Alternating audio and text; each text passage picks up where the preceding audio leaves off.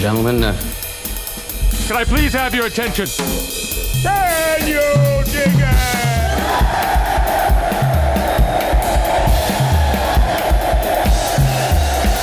Greetings, dear listeners. This is Jonah Goldberg, host of the Remnant podcast, brought to you by the Dispatch and Dispatch Media. People said it couldn't be done. People said you couldn't squeeze 10 more pounds of Chris Stirewalt into the 5-pound bag that is the Remnant in 2024, but we're doing it. He's getting in under the wire.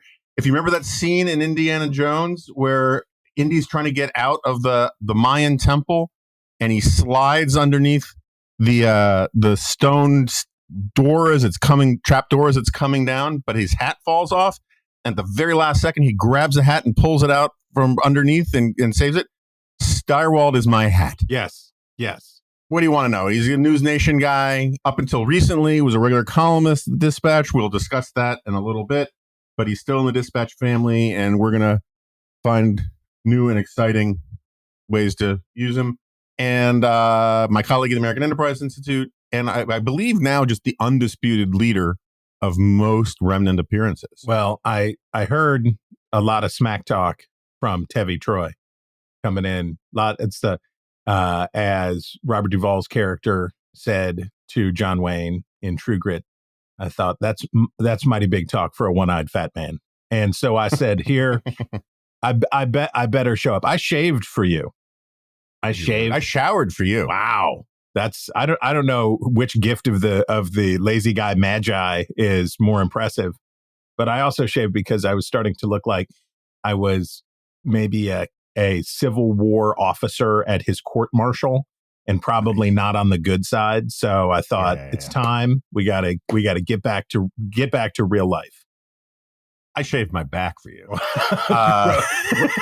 Gross, dude. Gross. Actually, I started a very intense debate in the early 90s with speaking of Tevi Troy, and we do not actually have to name any names here because this is, I am now an elder statesman at the American Enterprise Institute. Although you wouldn't know it, by the way, I'm so shabbily treated. But I started an intense debate that we would return to quite often about who did we think was the hairiest scholar at the American Enterprise. Wow. Yeah. Wow. And completely different cast today than there was back, 30 years ago or whatever. But I'm just going to say Carney could be a shock furry Irishman. I'm just saying, don't. Possible. He's not the most likely, but if you're looking for a dark horse bet, hirsute Tim Carney, don't rule it out. Yeah, gives new meaning to the term Black Irish. Exactly. All right, so we should get to some serious stuff. I was watching Mission Impossible 3 the other day, okay, and the music came on, the theme music, and it seems to me you can make the case that the Mission Impossible theme music is the most successful musical branding of any musical, at least in TV. Okay. Right?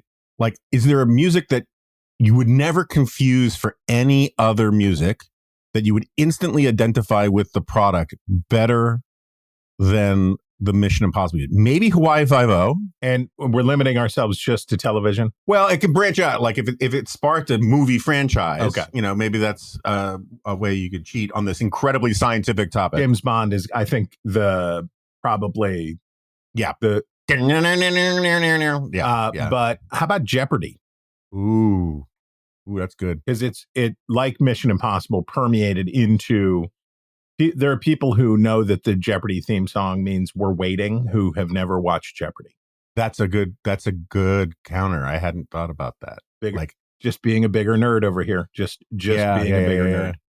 Yeah, that's good. Because it's also a good way to judge this. It's sort of like various Godfather quotes that most youngins know from like The Simpsons or Family Guy now because they never, because that's where they heard them. Is something for the musical sort of sting kind of thing.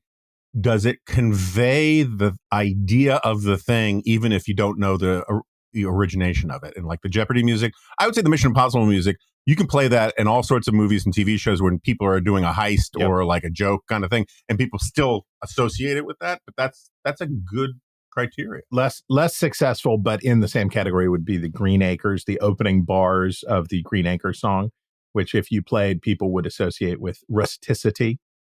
they would associate with hillbilly countrydom. Yes, although ominous hillbilly, like that's happy hillbilly countrydom. Ominous and scary hillbilly countrydom, I would say, is best conveyed, if we're talking about music, with the banjo chords from Deliverance. Dueling banjos is a transcend one of the great accomplishments of our society, and in a movie, by the way, that was the end of a long series of hillbilly exploitation movies. When I was working in West Virginia, became obsessed with the degree to which, after the frontier was closed and the penny dreadful writers were looking for other things to do, how the Hatfields and the McCoys, for example, the sensation of the Hatfields and the McCoys was a product of pulp serialists and tabloidy newspaper writers looking for, now that the frontier's closed, the West is closed, what's left? And hillbillydom became a staple good. And this is something, obviously, that for centuries, people in cities and people in coastal areas in Britain and in Europe said that the people who lived up in the mountains were weird. That's not new. But the commercialization of it for American media, so the Hatfields and the McCoys were a big deal. And in the drive-in, sort of same as blaxploitation era, there was a lot of hillbilly kind of these movies. And Deliverance, and I guess they made Wrong Turn around the turn of this century, which was an updated play on that. But my favorite of all was one of these exploitation movies, and it was called Common Law Cabin, and the tagline was dirt floors and steam heat.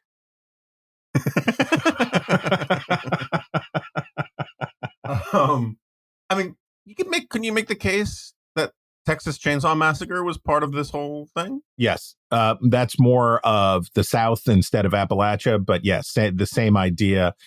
You're among the rustics. By the way, I have a complaint to lodge, and if you could take this to management, I'd appreciate it. Why do we say that country style means poorly done? Why does it have to be? I thought about this as I was making potatoes of the many Christmas dinners that I've cooked, and it said country style potatoes. And what they meant by that was they were poorly done. They were not finely chopped. They were not precisely chopped.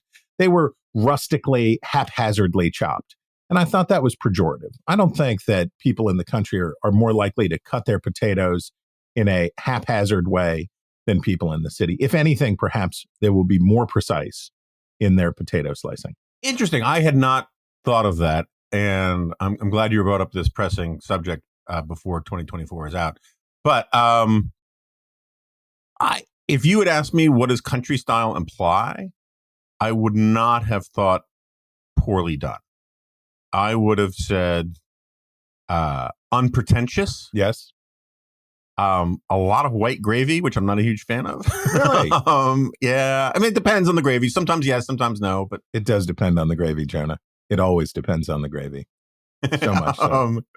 To me, it's home style adjacent in its connotation. Sure. Now, home style, I get what they're saying with home style. You couldn't do it as well as you could in the restaurant. Really? I don't hear it that way. I hear it just sort of like generous portion, unfussy, okay, concentrating on the flavor and the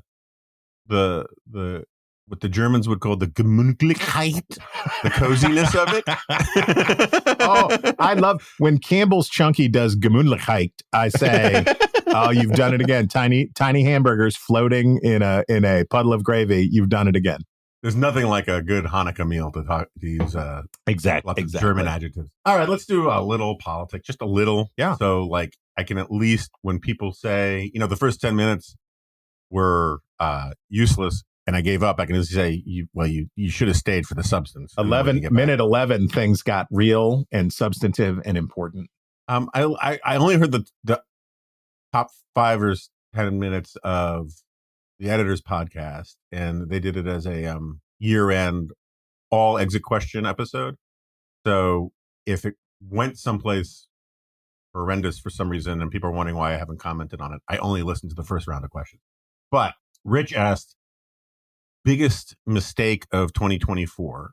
There were a bunch of things in there that I don't care about, but our RFK, the golden at bat rule, and all this other stuff. But Canada's 51st state. But one of the questions that they got bogged down on, which I think is an interesting one, is the bigger mistake running Kamala Harris, or is the bigger mistake deciding to keep Biden on the ticket in the first place? Well, if we could do biggest mistake of 2023, if I can have a go back, the biggest mistake of 2023 was Joe Biden not stepping aside. Actually, it would have been 2022, maybe early 2023, that the decorous and wise moment for Joe Biden to step aside would have been shortly after the midterms, that he would have said, okay, we did it. Here we are. And now I'm going to let my party, I didn't care particularly who won the presidential election. I got what I wanted out of the presidential election, which was it was decisive. We called it first. I got my wish list was fulfilled because we have not yet reached January 6th. It was not marred by violence. The results were mostly accepted. The count was much faster than it was 4 years ago. All good things. I mean, I should just note that those kinds of expectations are the expectations of a scalded dog. They're the expectations of someone who has just simply made peace with the fact that we can't really have nice things. Mm-hmm. And so you take what joys and satisfactions you can. And it's also sad that I know that if the election had gone the other way, I probably wouldn't be able to say this, right? Fair. That's the heckler's veto that the MAGA movement enjoys. There are some Democrats who say that the results were not legitimate. I think I even heard what's his name from Maryland, Jamie Raskin. I've heard it said that perhaps Donald Trump, because of the 14th Amendment or whatever, that he's not eligible or something. I've heard it said, and I've heard Democrats talk about Elon Musk, and I've heard the complaining. But we know that if Donald Trump had lost, and it was a decisive win for Donald Trump, but probabilistically, you move 3 points in the swing states, 3.5 points in the swing states. Well, actually, no. If you move 2 points in the swing states, if you switch 2 points of the vote in the swing states from Trump to Harris, and she wins a narrow victory, I doubt we would be able to say, and there's peace in the land. And that's it. It is an unfortunate thing that our relief is a result of the heckler's veto being off the table. But one of the reasons that it would have been good if Kamala Harris won is that it might have killed the primary system. Because if Democrats had succeeded in the switcheroony late in the game and she had won, then presumably the Republicans would say in the next cycle, well, we're not doing that. We're not going to have one of these long drawn out primaries. We're not going to have a demolition derby that forces our nominee farther and farther to the extreme and do all of that. The Democrats, as it turned out, got the worst of both, right? Kamala Harris didn't get to finish her evolution from 2020, right? She dropped out of the race when she was still a white hot, progressive, aggressive. And she was transgender surgery for illegal immigrant convicts and on and on and on. She didn't get to make the general election pivot. She didn't finish her run. So she got the baggage from her panderific 2020 presidential campaign, and it got dropped on her head late in what, relatively speaking, was late in the process. A very long way to evade your question, I know. But the biggest mistake of 2024 was a carryover from 2023, and it was Joe. Did you read the Washington Post, or was it the Journal? I apologize. About Joe Biden ruminating, fulminating on the fact that he believes he could have won. I'm here to tell you, Joe Biden would have taken just an old-fashioned whooping. He would have taken a 40-state. Democrats would have lost states that they hadn't lost in a generation, right? They'd have lost New Hampshire. They'd have lost other states. And if that is true, and Joe Biden really believes that, then that is a deeply delusional person. Yeah, but I mean, to me, I mean, it's sad and it's wrong, right? But it is also, I don't think that, the only thing I would add to that is, I don't think it's a function of his senility that he's saying that. No. It is a function of his time-honored insecurity, and it's the guy who told a heckler in 2000 and in 1988, I was the best law student ever, and I won all these awards, and I was the top of my class, and all that kind of stuff. It was all lies, right? He challenged the guy to take an IQ test. You want to take an IQ test? Oh, okay, cool. That guy who's saying that, right? He just can't. He's an Irish ward-healing blowhard, and not to disparage the Irish in any way, but back to Carney, back to it all comes back to Carney. Carney's hairy chest. Speaking of the Irish, we will get back to politics in a second. Insofar as those are two different things. Well, I was about to say something else, but then I remembered. I'm like one of the only people who like really love John Belushi's commentaries on SNL on the news, on what are the Weekend Live or whatever, Weekend Update, where he Weekend Update, where it starts as a perfectly reasonable thing, and then by the end he gets into an epileptic fit and throws himself at the floor. And I just always remember that one of them was, and don't even get the Irish started on their mothers. And then he throws himself on the floor. But no, have you seen this show? Apparently the book is great. Say Nothing. I have not. I believe it's Apple TV available, or one of those types of places, on one of your 75 different streaming platforms that now save you no money from cutting the cord from cable. But it's about the Troubles in Ireland. And I don't want to give any major spoilers or anything, but it's very well done. Definitely needed the subtitles at times, even though they were speaking our language, so to speak. But they managed to make the English look bad, the IRA look bad, and the only sort of unifying thing from the whole thing is that everyone can agree Jerry Adams was an unbelievable prick. Yeah. Even though he might have been on the right side of the issue at the end of the day, he was a jerk and immoral. And anyway, sounds like The Wire. Compelling. Sounds like the like Belfast that. Wire. No one to root for. Is there no one to root for in The Wire? Yeah, I guess. Well, that's right. I mean, you kind of root for you. You don't feel good about rooting for anybody, right? You don't. You can root for Stringer Bell, and you can say like, "Wow, what?" Or Omar. You can root for Omar a little bit, but then you're like, well, but who am I rooting for here? I'm rooting for a vicious murderer. Maybe not. Yeah, I mean, I was thinking like McNulty. Yeah, I mean, well, I think dramas that let us see our own weaknesses and foibles in the problems of other people. The story of Northern Ireland is the story of what happens when you have a zero-sum game and you don't have a way for people to disagree effectively, right? And for me to win, you have to lose.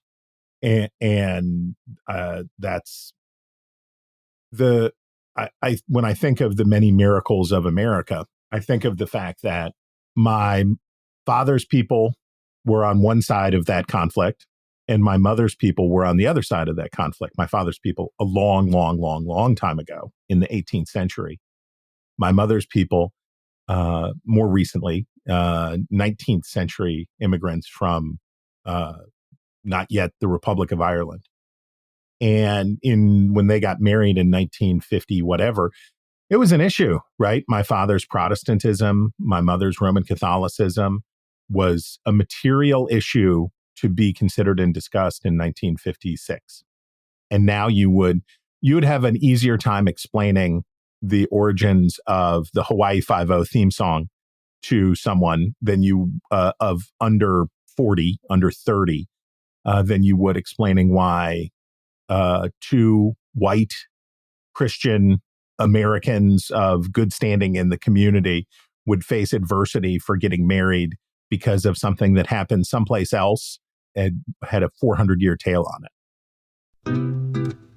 Hey, Dispatch listeners. This is Adam, head of podcasts here at the Dispatch. So for years, we've been getting the same request from y'all. And it was the expression of that very human desire to free yourselves of the auditory burden of podcast ads. Well, without getting into the details of whom we had to bribe and what animal we had to sacrifice to which god, I'm happy to announce that we finally have ad-free podcast feeds for all the podcasts at the Dispatch Network. That means Advisory Opinions, the Dispatch Podcast, and of course, that esoteric legacy podcast that we've been saddled with, The Remnant. All you need to do is subscribe to Dispatch Premium, our new top membership tier. Dispatch Premium offers a variety of benefits, including being able to gift subscriptions to friends and family. But I think we all know that what you really want is just to be rid of these darn ads. So go to thedispatch.com/premium and enter the code NEWYEAR to get $25 off. That's thedispatch.com/premium and the promo code NEWYEAR. May this be the last ad you'll ever need to listen to on the Dispatch podcasts. All right, back to politics, because I do want to ask you something. Here at the Dispatch, particularly the Dispatch Roundtable podcast, the last couple of years, me and Sarah in particular have amused ourselves greatly at the controversies over David Shore, the guy who was the, for listeners who don't remember, he's the guy who had the crazy idea that politicians should talk about popular things and talk less about unpopular things. And it was called popularism. Not populism, popularism. And it was wildly controversial in democratic sort of campaign egghead circles.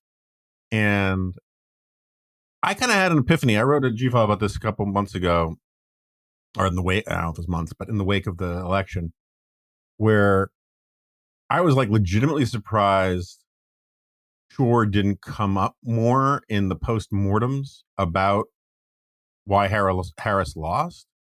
And then as I poked around in it, found out that Shore had been advising the Biden people, and the Biden people were listening to him a lot. And it occurred to me, or maybe that's why they didn't do anything about immigration, is they didn't have anything to say about it. And maybe Harris thought she was following his advice when she refused to answer what would you do differently, or what, try to come up with a criticism of Biden. And then the real epiphany came to me, which is that I've been sort of offhandedly supportive of popularism as an argument. And then I realized, maybe it's not that smart. And here's why. It's like, if you read the interviews with Shore, he says, it's not that the Democrats shouldn't do really good progressive left-wing things.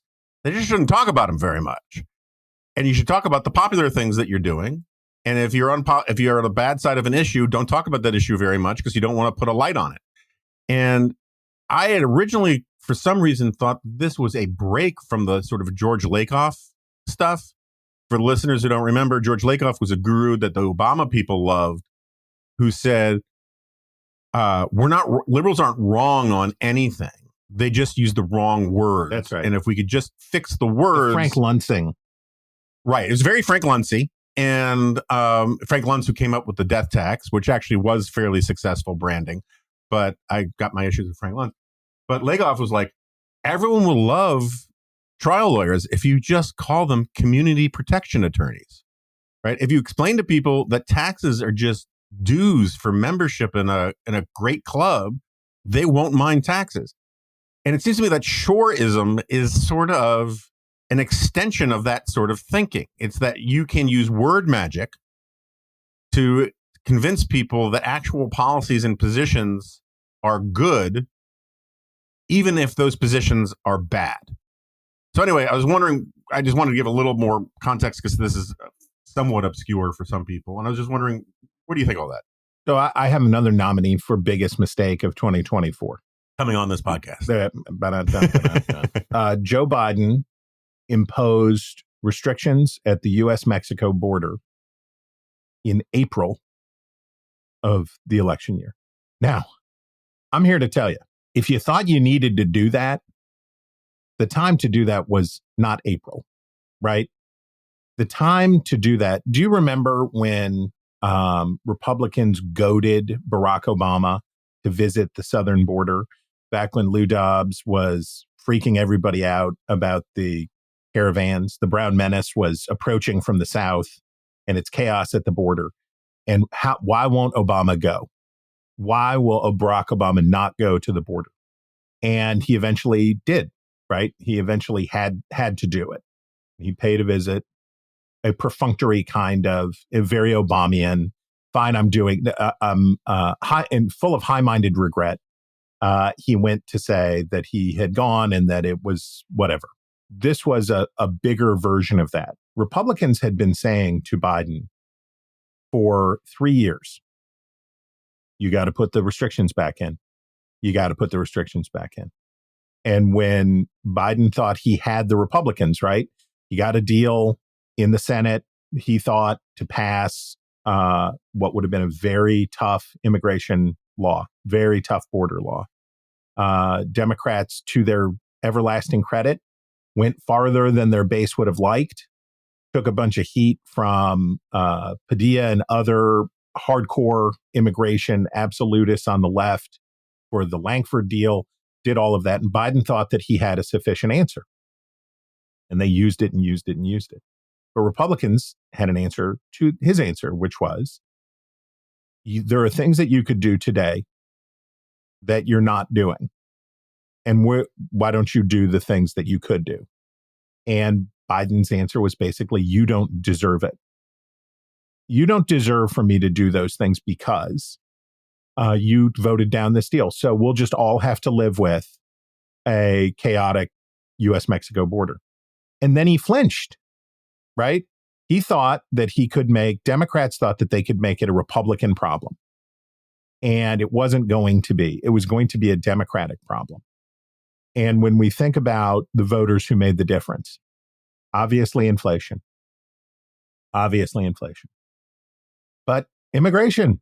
And of all the people who deserve credit for Donald Trump's victory, Greg Abbott in Texas and his decision to start busing tens of hundreds of thousands of migrants into places like Philadelphia and other big cities, including in swing states, that made a huge difference in spreading the pain around, and that pain redounded to Biden's disadvantage. To flinch in April and say, well, okay, actually, you guys are right.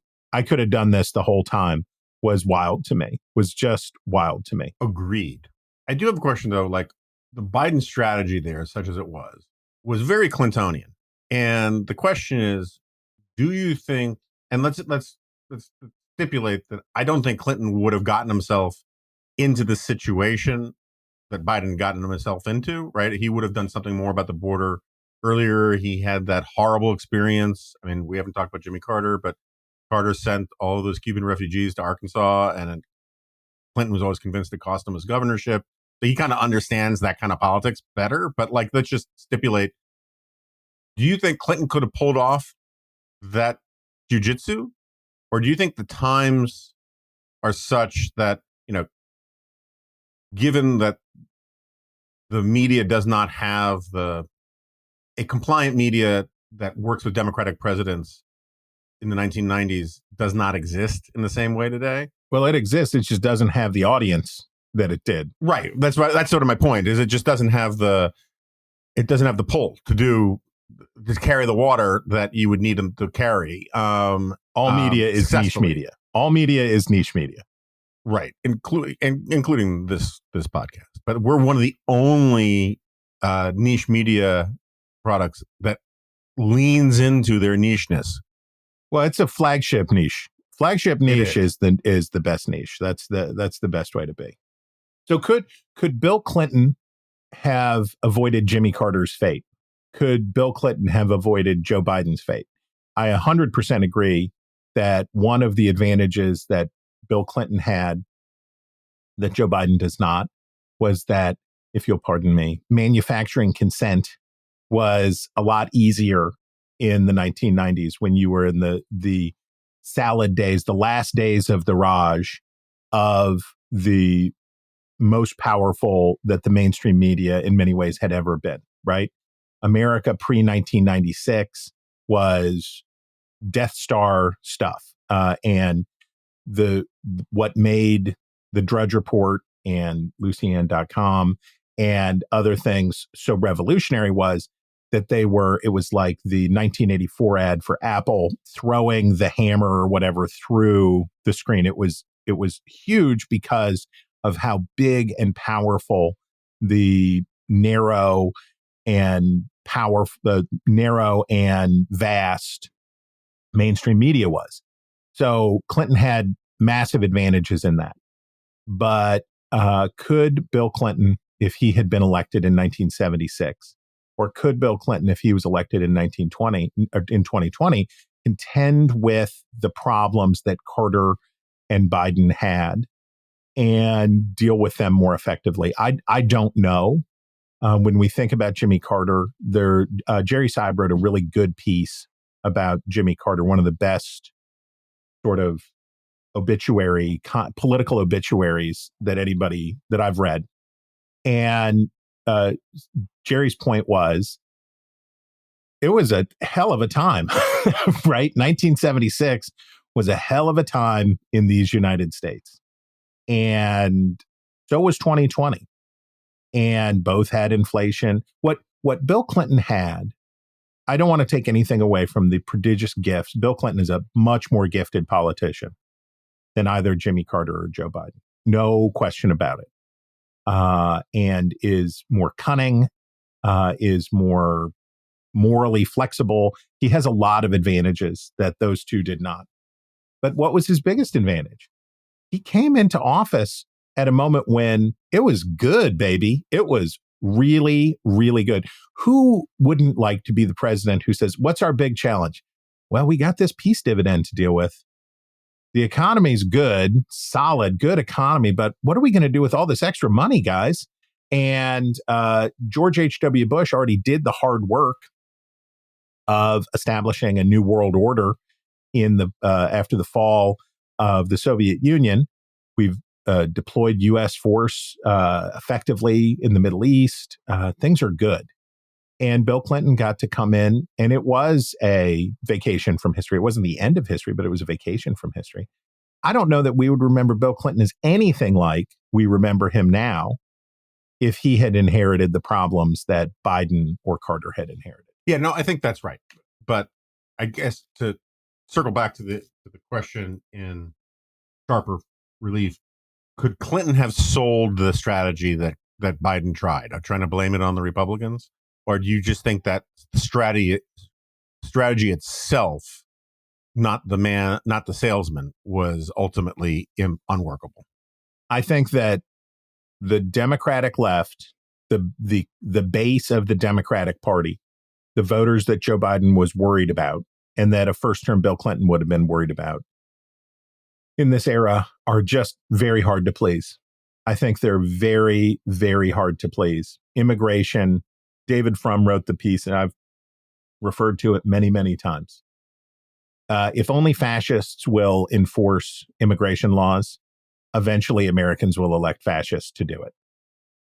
And immigration is one of those things that, like inflation, is just, when you read Amity Schleye's Great Society book, I was born at the end of those troubles, right? I came of age in the 1980s when inflation was defeated. But immigration and inflation, if you look back through history and you see what are the most disruptive forces in American politics, civil rights, certainly, women's rights, certainly. Shout out to the wonderful Chris Cox book about the suffrage movement and Woodrow Wilson's. Perfect. But inflation and immigration come back again and again and again at different points. And they're just, they're issues that, why did Donald Trump win low propensity voters to the degree that he did? Yes, certainly the woke stuff was a big part of it. And the closing argument from Chris Lasavita in the Trump campaign, playing Kamala Harris's words back to America on transgenderism, is a very good ad, a powerful good ad for sure. But the break on these issues was because immigration and inflation had pummeled these low propensity voters. And when I say low information voter, I don't mean that in a pejorative way. Some of my best friends are low information voters, and I know many smart people who try hard to be low information voters, which is to say they just don't pay a lot of attention. They don't spend time with it. If I had won Mega Millions, which was my plan, yeah, I would very rapidly turn. Oh, I would be such a low information voter. Oh, I would. Who's the taller one? All right, that's what I'm sounds for. Good. Sounds good to me. I'm writing in Mitch Daniels again. Yeah, no, look, I agree with that. I mean, it's funny. I was Mark Andreessen was crapping all over Rick Perlstein on Twitter the other night, and he was like, I had him at my house for dinner in 2017, and I didn't realize at the time he was a straight up communist. I don't know if Perlstein is a communist, but his piece, I think, on inflation was one of the great sort of intellectual jump the shark moments of our time. And it was so revealing of his biases as a historian, insofar as, and people have heard me rant about this a million times, but his basic argument was that inflation didn't actually bother people in the 1970s.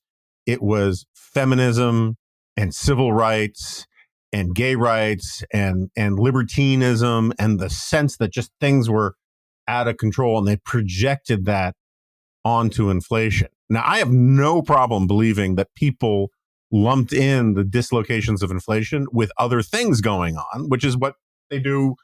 I think what they did in the last 4 years, but the idea that like people who don't have a lot of flex in their weekly budgets don't, and have to, and who driving their car, for whom driving their car is like a huge part of their life, that rising gas prices don't actually bother them on the merit. I mean, it's sort of like it's an extension of what I was trying to say before about popularism. It's like, it's trying to convince people the issues aren't the issues by just talking about them in fancy ways. Right, because if the thing is, we just have to con people better, right? Right. I believe it was Ronald Reagan, and I'm sorry if it wasn't, who said, they tell us there are no easy answers, and that may be so, but that does not mean that there are no simple answers. And Reagan was talking about, I assume, a very painful policy that he was pursuing or going to pursue as president, which is we were going to break inflation while undertaking a huge tax cut. How do you do that? There's only one way to do it. You gotta clamp down on the currency. The Fed's gotta just slam the brakes on, spike interest rates, and basically shut it down. And then after the interest rates start to come down, then the beneficial effects of the tax cuts start to kick in. And they got it right. They timed it right. And everybody knew, right? Gerald Ford knew, Jimmy Carter knew, Richard Nixon knew that these were the hard facts of life, is that there's really only one cure for inflation, and it's high interest rates. That's the only tool that the government or the central bank has to deal with inflation. And Paul Volcker and Ronald Reagan gave America a dose of really difficult medicine. And in 1982, what had been a long stagnation, a malaise, if you will, turned into a white-hot recession.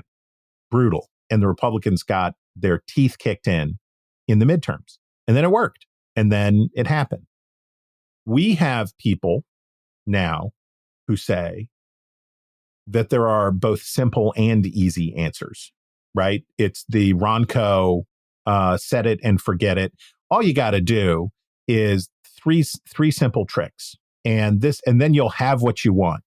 What people don't like to hear in politics are things like our colleague Rui Teixeira has been telling Democrats from standing on top of the lunchroom table and yelling it at Democrats for 4 years now, which is, you're going to have to do things you don't like. You're going to have to do things you don't like. It's not that you're going to have to talk about things differently. It's that you're going to have to do things that you don't like. There are a lot of Republicans who are not just bothered, but heartbroken by the fact that Donald Trump reinvented himself as he said, the father of IVF. Who Donald Trump reinvented himself. Donald Trump rediscovered his old turn of the century attitudes about abortion. Abortion? Are you kidding me? States got to choose, and it's going to be different in different states, and that's okay. And I'm good with it. And the only one time I saw him really put the choke collar on J.D. Vance during the campaign was when J.D. Vance started freelancing some opinions about what Donald Trump might or might not do as president as it related to abortion, because J.D. Vance had gotten the message only too well, right? We're a pro-choice party now. That's what we're doing. That was very painful for a lot of Republicans who had used abortion as the basic rationale for why Donald Trump was acceptable, despite his effulgent characterological deficiencies. Why he, a bad person, was a good choice for president. Abortion, right? The Supreme Court. King Cyrus. Yeah, exactly. It was just necessary to do because of abortion. And Donald Trump said to the Republican Party, well, we're not doing that anymore. You got what you got, and you're going to take it. And they took it. They took it. Pro-lifers they squawked a little bit, but he gauged the situation correctly. They had what they wanted. They got as much as they were likely to get. And then he said, and I'm taking the punch bowl away. So for Democrats, the unwillingness to hear hard things, and the hard thing for Democrats, I don't know, unless Joe Biden could go back in time and not spend the extra $1 trillion, I don't think there was much they were going to do about inflation, right? By the time they had aired in that last binge of COVID excused spending, that was too late on inflation right at that moment. But on immigration, Joe Biden, and I don't know whether Bill Clinton would have had the cojones to do it, but the needful thing was to say to Democrats, you don't like it. I know you don't like it. I'm not crazy about it either. But it's what we have to do because it's the right thing to do. It's necessary. And for the majority makers in the electorate, it's a huge issue.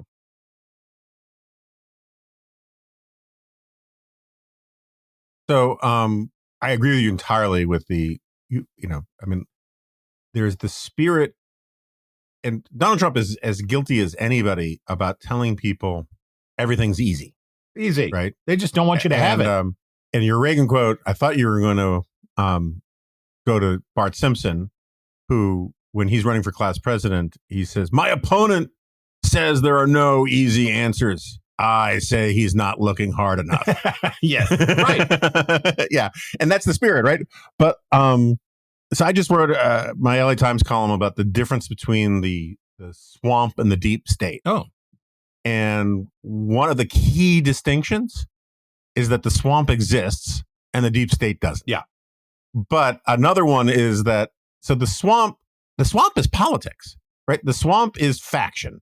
The swamp are rent seekers, special dealers, all of the people that your fair Jessica spends her time complaining about, the rent seeking interests that want special subsidies for them or protections from this or tariffs for that and all that kind of stuff. Plus all of the different little bureaucratic power centers that we call a deep state, but are not in fact, the deep state. And then the deep state, to listen to people like Kash Patel or whoever talk about it, it's Hydra, right? Or it's Spectre from the James Bond movies, or Chaos from Get Smart, right? It's like this coherent cross-department, cross-agency, conspiracy where everybody's cold, sterile, and committed to some ideological secret agenda, and that just doesn't exist. But the thing is that if I have a prediction for 2025, it's that we're going to end up hearing a lot more about the deep state and a lot less about the swamp, precisely because the deep state doesn't exist. And the reason why I started thinking about this is not just because I wrote the column and it's in my head, is that when you were talking, it's like Bernie Sanders and Elizabeth Warren and all those guys, they talk about it being easy to do all of the things they want to do if you just tax millionaires and billionaires enough, right? And, Brian Riedel's made this point a million times. You could take all of their money, not just tax them more, all of it, like literally kick them out of their homes, leaving them standing there like John Belushi saying they took the whole bar, right? They could take all of their stuff and it wouldn't pay for Medicare for all or the Green New Deal or any of that kind of stuff. But when you tell people that, you say, oh, look, it'd be so easy to give all your heart's desires, and all we have to do is ask them to pay their fair share to do it. That's a lie. And it's a conspiracy theory gussied up as something else, right? And our conspiracy theorist friend is pointed this out, Ushinsky. I never remember his first name. He gets a lot of grief from people who says Bernie Sanders is a conspiracy theorist because he thinks millionaires and billionaires are behind everything bad in this country, and they're just not. And the MAGA people are coming to grips with the fact that the swamp exists. I mean, like all of these guys, these crypto guys saying, hey, it'd be great if the US federal government bought 5% of all existing crypto and kept it as a, strategic crypto reserve. Shocking, that people who own huge portfolios of crypto would want the government, which is a scarce commodity in effect, or a scarce currency, would want the federal government to scoop up a whole bunch of it and never put it back on the market. That's the swamp, right? Did you see Donald Trump's petition to the Supreme Court on TikTok? Yeah, right. What could be swampier? What is a swampier utterance than, look, Congress passed a law. Their intent is clear. We know exactly what they said, and they said that they wanted to avoid exactly this situation. That's why they timed the TikTok law to take effect at the very last day of the current president's term. And Donald Trump, I would love to have been there for his meeting with the lawyer who he was dictating that to, said, you should ignore the law. The Supreme Court should ignore the law, and I should be allowed to make a deal here. I own a social media company, which I'm not divesting myself of. I'm not getting rid of this. And my closest advisor these days is the owner of another social media company. And we should just be allowed to get in there and make a good deal. We should just, I'm special and it's different. And what the swamp is, so Potomac fever, which is what you catch in the swamp, is the belief that the most important thing is for you to stay. You have to stay. You have to be here. And it warps the minds of otherwise normal people. Mike Johnson right now is having to consider how bad a case does he have? Because it's going to be rough. It's going to be rough and tough. And I have found Johnson to be pretty impressive, actually, right? Yeah, he's doing better than I thought he would. I had low expectations for Mike Johnson, and he has surpassed them. He's shown a little courage from time to time. He's been a much more able speaker than Kevin McCarthy was. And good on him. But it's about to get real bad. And Paul Ryan said something about Kevin McCarthy at the time of McCarthy's McCarthy agonistes was To be good at jobs like these, you have to be willing to lose them. And that's the cure for Potomac fever. The cure for Potomac fever is that you say, well, we'll see. Yeah. The Coolidge quote that I'm sure I've said on this podcast 5 million times, the only political strategy that I have ever tried to effect is to do the right thing and to sometimes succeed. And that's really all there is, because we don't know what works. If we knew what works, we wouldn't have all these problems. So the Potomac fever is, you catch it in the swamp. The swamp is all exactly what you described. All of the people who rely on the victims of Potomac fever to say, look, we're just going to have to do, I'm different. This is special. This isn't like the other thing. We don't have to follow the rules on this. We don't have to go by the book on this because I'm different. I'm special. And this time is different. I need to break the rules. I need you to break the rules for me because this time is different and this time is special. And in that way, Donald Trump is the swampiest president ever. I mean, I was talking with my man children yesterday about whether Trump was like Warren G. Harding. And I don't think that's a fair comparison to Warren G. Harding, who was a perniciously weak man, who was captive to his friends and the corrupt cronies in their house. Do you know where McCormick and Schmick's is on K Street? Across the street from that, or near, maybe one block down or one block up, was the house where Warren Harding's cronies did the worst things ever. The corruption, a stripper broke her leg and got gangrene. It was a house of debauchery. And the president would frequent it. He would go there from time to time and he would be there. But it was really his attorney general who was the pits. And this is where we get Teapot Dome, and this is where we get all of this massive corruption. But Warren Harding was a tool. And I mean that in every sense of the word tool. He was an instrument for them, and he was a doofus. And that's not who Donald Trump is. Donald Trump is, he is all of those things in one, right? Because he's the one who wants it corrupt. He is looking for his own advantages. He's looking to benefit himself economically, his family economically. He is brazen about that. So I'm open to correction, but I don't think there's ever been a swampier president than Donald Trump. I think that's right. I mean, the refusal to put anything in a blind trust. He's open. What makes him particularly swampy isn't the stuff he's doing for personal enrichment, although that's obviously extremely swampy. It's that he takes the swampy transactionalism of his private life and applies it to public policy, right? I mean, and I'm on record. I want us to get Greenland, but the way he talks about it, it's really kind of amazing. And when he talks about foreign policy, it's like you have to buy more of our stuff, and then maybe we'll invade you.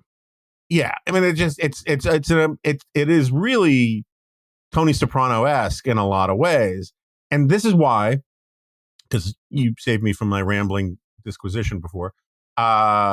This is why I think we're going to hear a lot more about the deep state than we do about the swamp. Is one, he doesn't have any actual problems with the swamp so long as he wins those transactions, and it's actually how he sees the world. I've always thought that his understanding of politics is really, he thinks the president is the mayor of America, like based on the mayoralty of New York City. And it's like, what do I got to do to get this curb cut outside of my mall? And, I'll do it, and that kind of stuff. And it's all transactional.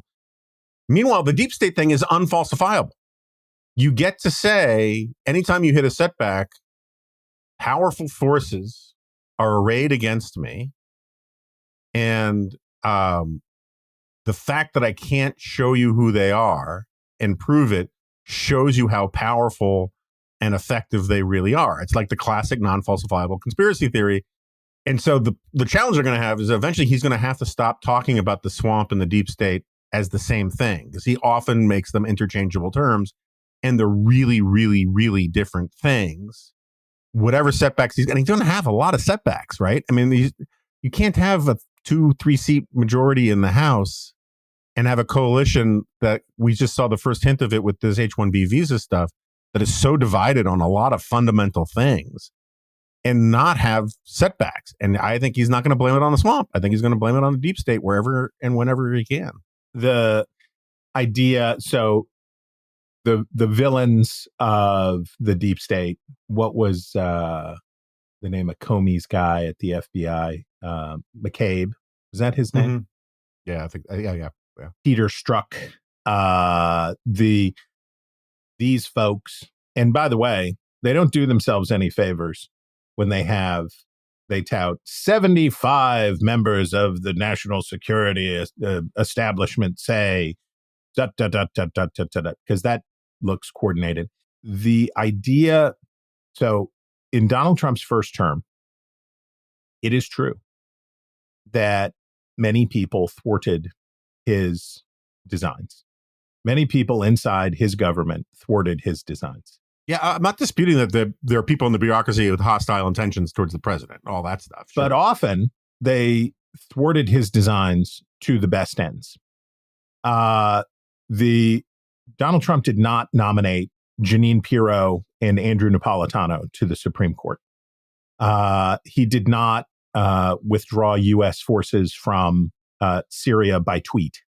He did not do a lot of things that he wanted to do because he was thwarted by people inside his administration.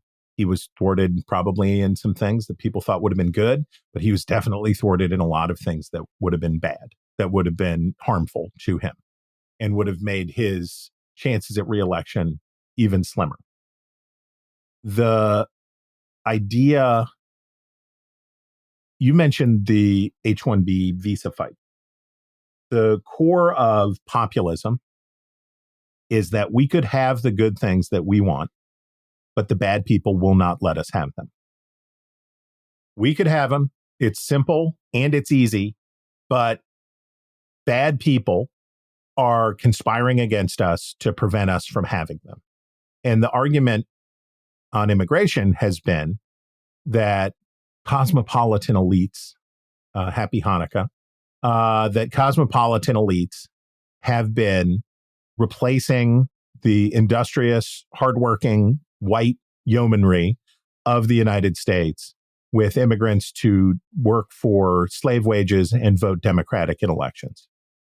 Well, based on what I saw in the Hispanic vote in 2024, I don't know if that was the globalists' design.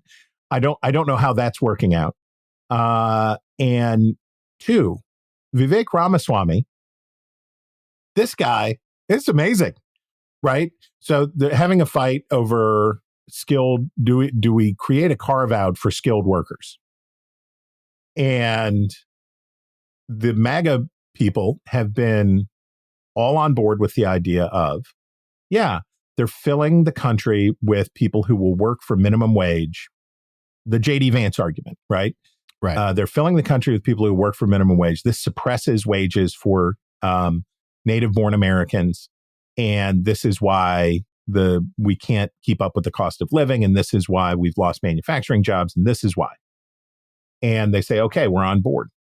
And then Vivek Ramaswamy says, okay, so here's the thing. We are going to need immigrants, but to do the high-skilled jobs.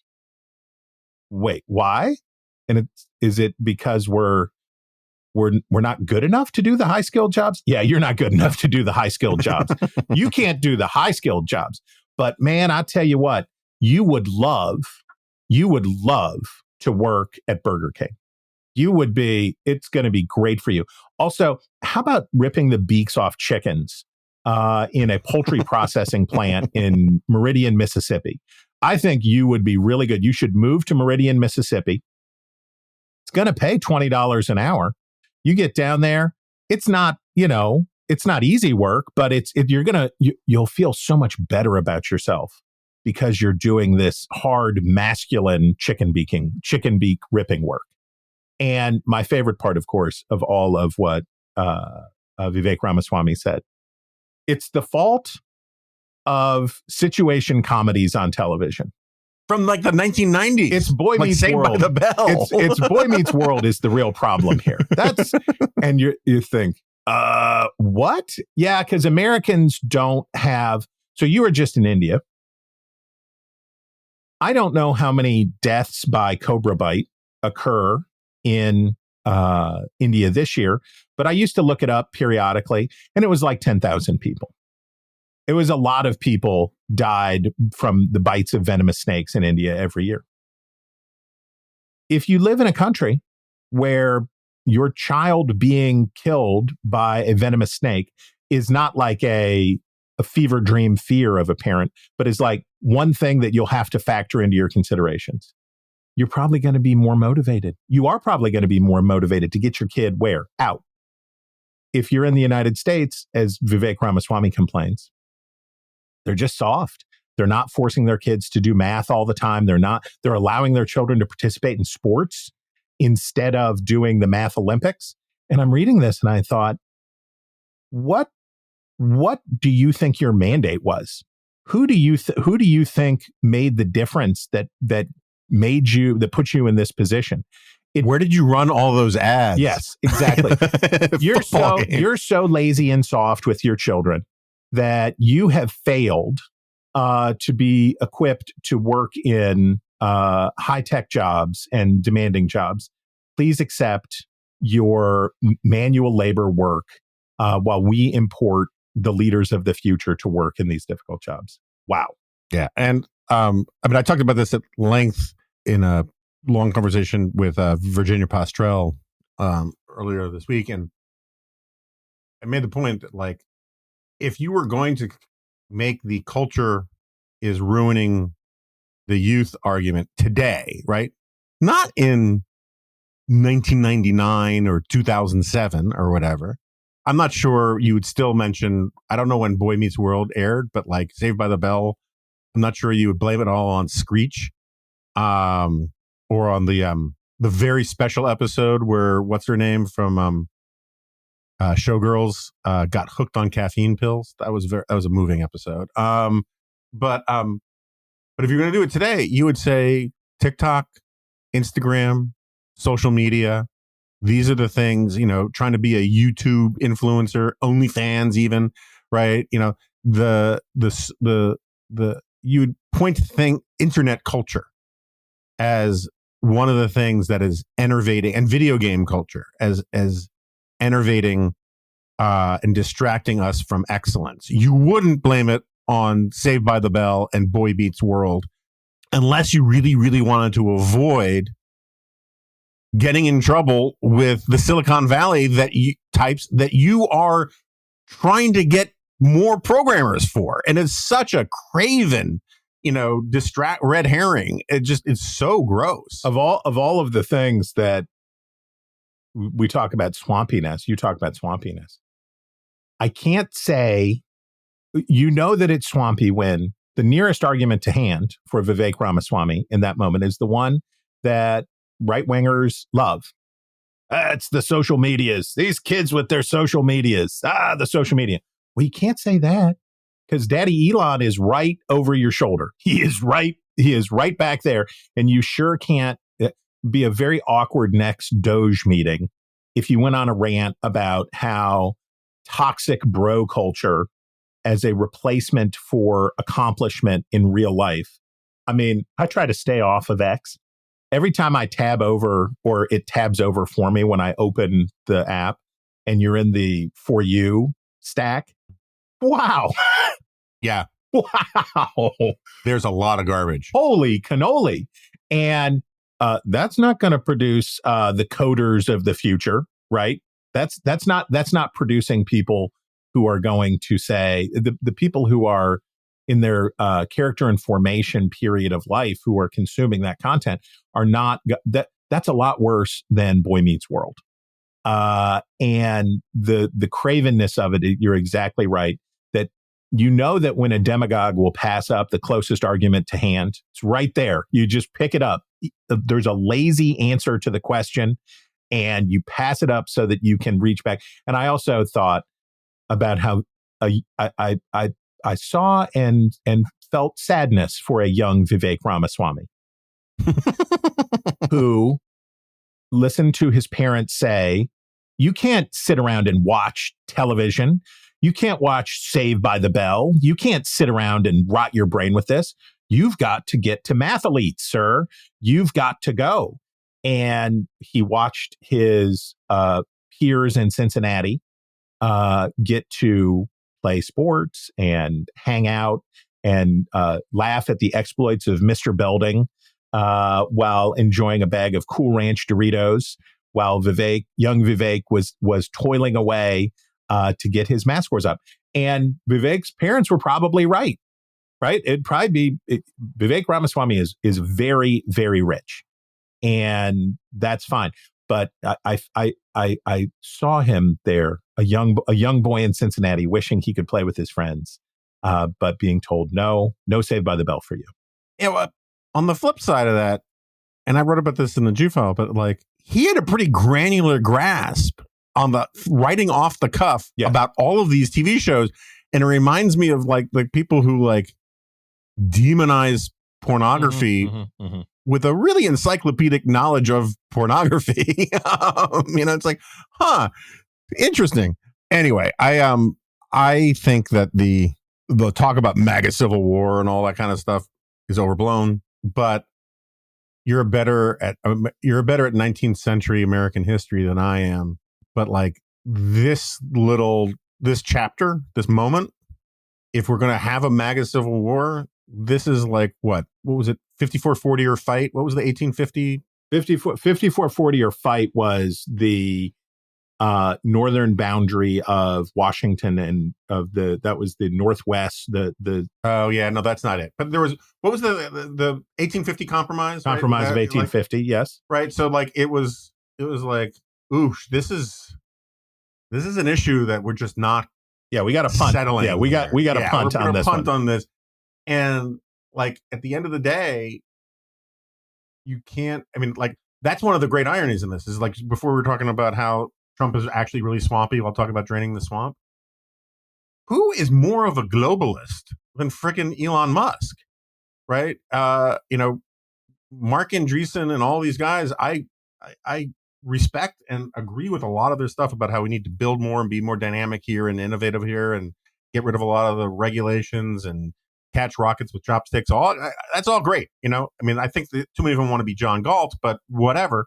But it's not like they have a huge problem with supply chains reaching in. I don't want to speak about Andreessen because I don't know what his position on this stuff is. But Elon Musk clearly doesn't have a problem with like supply chains in China and being part of a global economy. And the whole argument of wanting these H-1B visa people is that they want. It's not just that they want immigration for them and not for you. They want free trade in labor for them, but not for you, right? I mean, they are not protectionists. H-1B visas, the regulations around immigration are essentially forms of tariffs. And the more difficult it is to get in this country, the more protectionist we are about labor. And there are good arguments for that. But that coalition is just super unstable to me. There's lots of evidence also to suggest that they are right.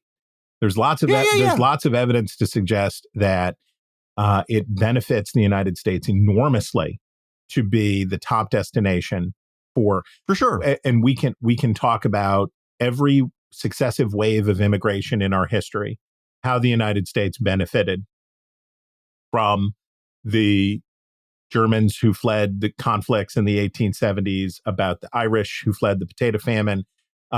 We can talk about how the Jews who fled Germany enriched the United States in every sense so extraordinarily. And it still works, right?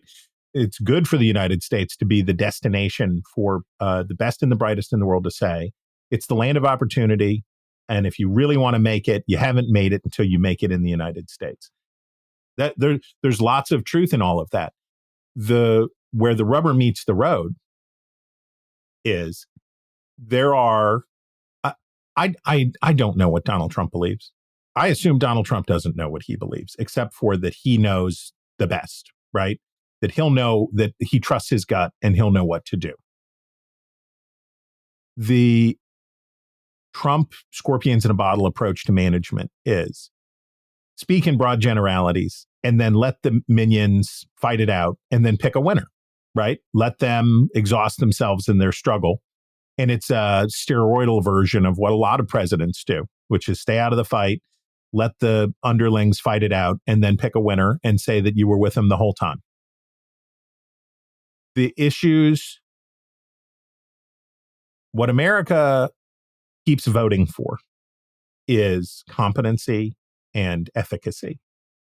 They want those things very much. They want a government to be good at being the government. To invoke Mitch Daniels a second time for double Remnant bingo card points. The customer service facing approach to governance that Mitch Daniels succeeded with in Indiana, that's what people want, right? Right. They don't want you to be conservative. They don't want you to be progressive. They don't want you to be liberal. They don't want you to be nationalistic. They want you to be good at it, and they want it to work. Ronald Reagan, if it hadn't Do worked, your job. Yeah, right. That's what they want. If the flywheel hadn't caught after the 82 implosion, Ronald Reagan would not have won the biggest landslide in modern American history, in post 1820 history. Was it bigger than FDR in 36? Yeah, I mean by state, wasn't it? I mean Reagan won 49. I don't know as a percent. That's right, because the whole so goes Maine, as goes Maine, so goes Vermont or whatever. Yeah, right, New Hampshire so like, or whatever. Yeah. But he won, I don't, as a percentage, maybe 36 was higher of electoral votes, but certainly in number of states, 49 is a lot. And Walter Mondale only won Minnesota by like 7,000 votes. He almost lost his home state.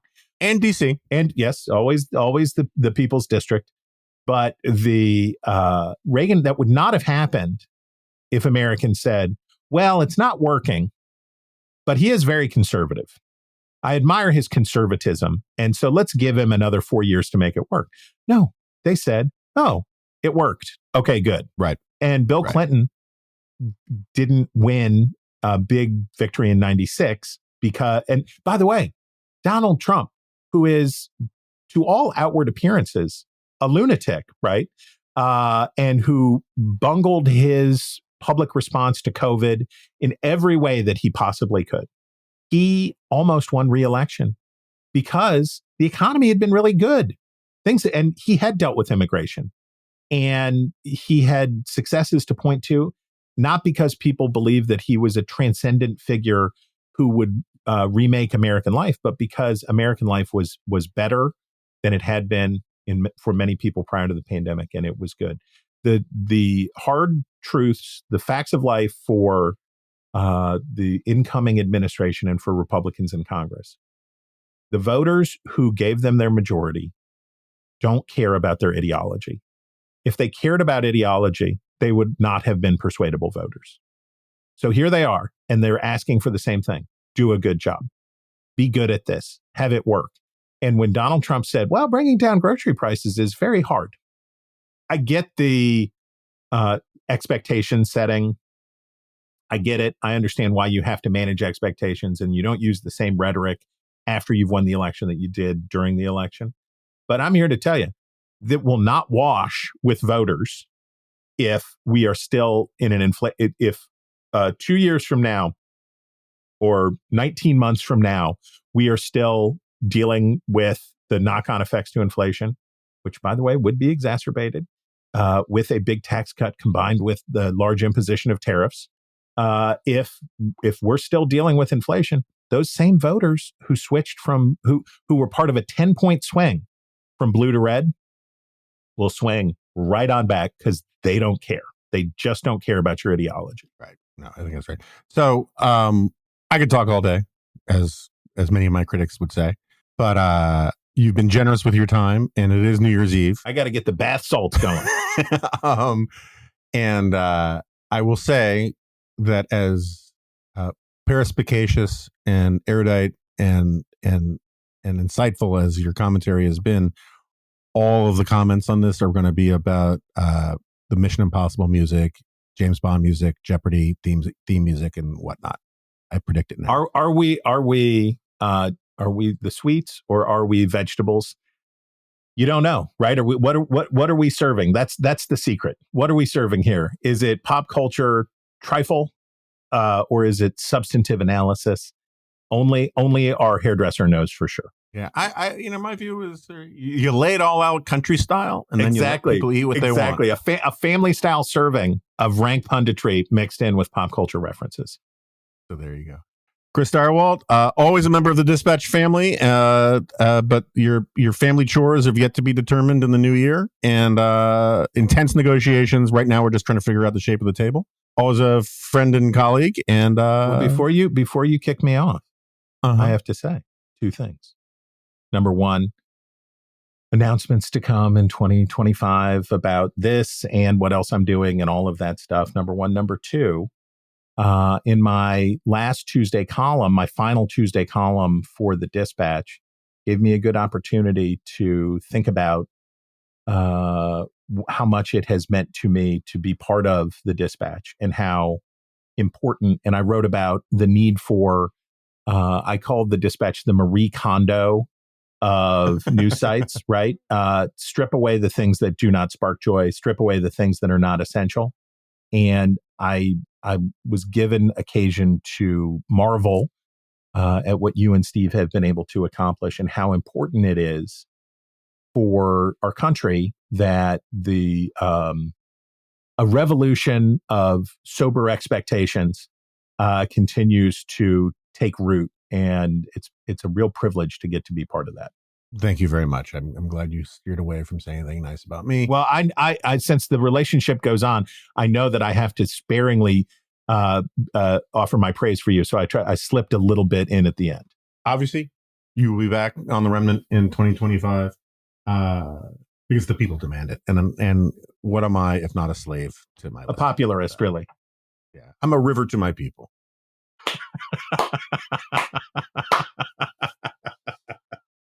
And with that, thank you, Chris Stirewalt. Okay, Chris Stirewalt has left the studio, and I wish we had stayed recording because we went on a tear about Shane Gillis's comedy special, and it's called Beautiful Dogs. Not necessarily family viewing for little kids or anything like that, but if you're interested in that stuff, it was really, really funny. I mean, and really impressive in a lot of different ways. And Shane Gillis has this riff in there where he talks about how in popular culture, white people were cool until like the 1960s when black people became cool and when white people couldn't be cool anymore. Anyway, you got to listen to him. I'm not making that argument here. I'm just saying that's what the riff is about. And he has this joke about how like the cool white people in movies and stuff, they kind of talked like 1940s gangsters, like, yeah, you see, and all that kind of stuff. And the funny thing about that for me was that I've been making this point about, I have a lot of respect for Harry Enton. My CNN colleague does all the, election analysis stuff, the number crunching stuff. But he talks like he's walked off the set of like a movie about Murder Inc. made in 1942 or something. And it's very disorienting and distracting for me. And I was pointing this out to Chris, who's old friends with Harry, and then I told Chris that Harry Enton's uncle is Neil Sedaka, and Chris was blown away and shocked, and it seemed like he felt a little betrayed that Harry had never told him this before. So I just said I wish we had been recording this. So normally I don't divulge what the post show conversations are really about, but I thought it was amusing.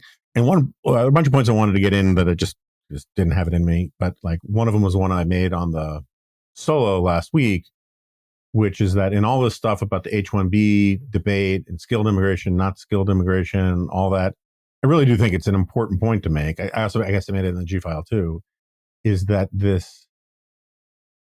sort of arrogance, the fierce arrogance of now of the populists on the right, is that everyone's an idiot before they came in. No one knew what they were doing. Everyone was corrupt until they came in.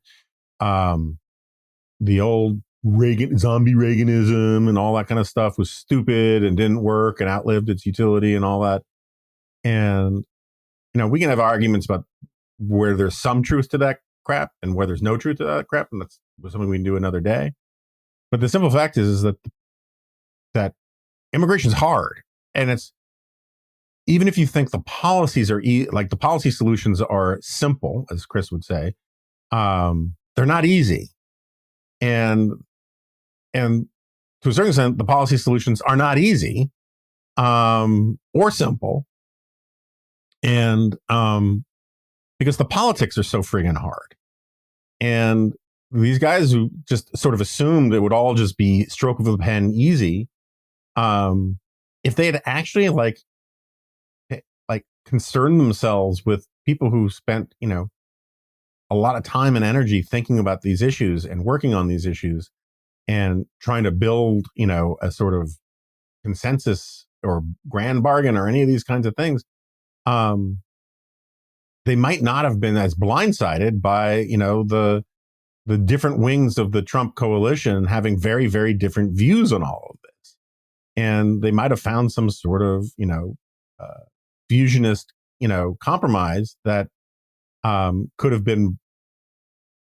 avoided all of this, or at least been and have a chance of actually succeeding without pissing off members of the coalition. But like when you go in thinking everybody who did this before you was an idiot or corrupt, and that you get to start over at year zero with the righteous, or in the Silicon Valley crowd's sense, the truly brilliant, and they know how to do all these things.